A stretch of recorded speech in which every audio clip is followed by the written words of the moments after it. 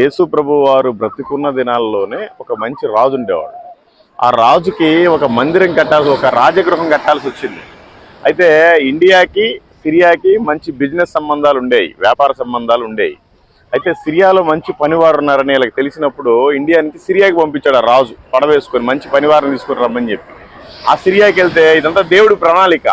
ఆ సిరియన్లో ఒక పర్సన్ యెరూషలేముకి సంబంధించిన వాళ్ళు ఉన్నారు, యెరూషలేముకి పంపించారు. అక్కడ మంచి పనివాడు ఉన్నాడు, అక్కడ తోమా అనే వ్యక్తి మీకు బాగా కార్పెంటర్ వర్క్ అది బాగా చేస్తాడు అని చెప్పేసి ఇదంతా ఒక దేవుడి ప్రణాళిక. సో మళ్ళీ సిరియా నుంచి అక్కడికి చేరుకున్నారు. అక్కడికి చేరుకోగానే అందరూ చీట్లు వేసుకున్నారంట, ఇండియాకి వెళ్ళాలి తోమా, నువ్వు హిందూ దేశానికి వెళ్ళాలి అని చెప్పినప్పుడు నేను వెళ్ళను, నేను హెబ్రీని కదా, నాకు భాష రాదు, ఏం రాదు, నేను అలసిపోతాను, నేను అక్కడికి వెళ్ళను అదని చెప్పి వాళ్ళు కొంచెం పోట్లాడుకున్నారు శిష్యుల్లో. అయితే లేదు నువ్వు ఖచ్చితంగా వెళ్ళాలి అని చెప్పేస్తే కూడా ఎవరు చెప్పినా కూడా వినలేదు, నేను పోనన్నాడు. తోమా ఏంటంటే కొంచెం అనుమానం